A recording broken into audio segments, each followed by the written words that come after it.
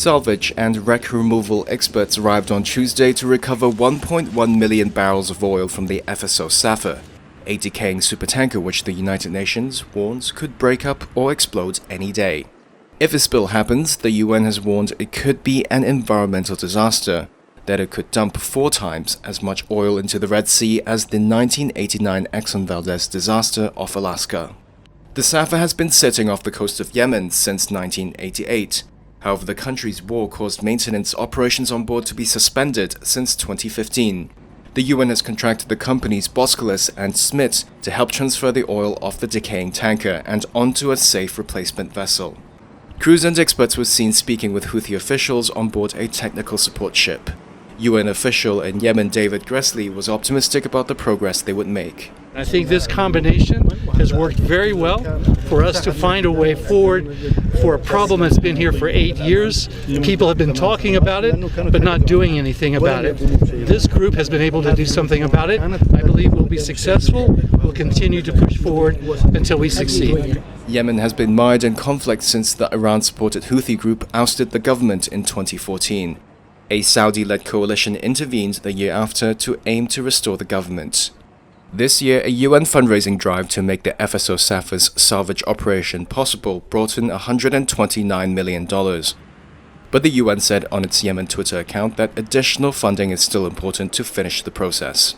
The salvage operation can't be paid for by selling the oil on board the tanker because it's unclear who owns it.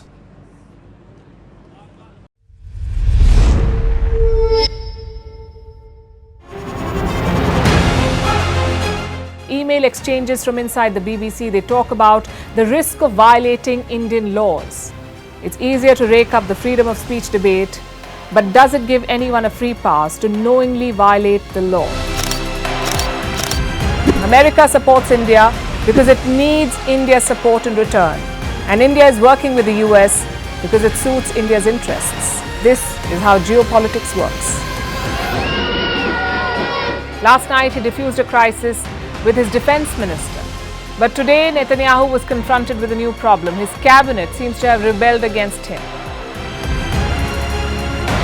The UK is looking at the Indian subcontinent to fill its coffers. That India seems to be negotiating from a position of power, like a partner and not a former colony.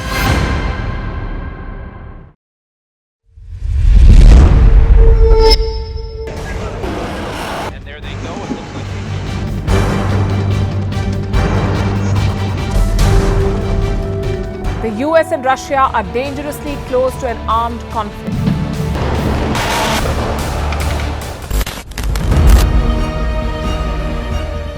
This year, 2023, New Delhi will be the capital of global diplomacy.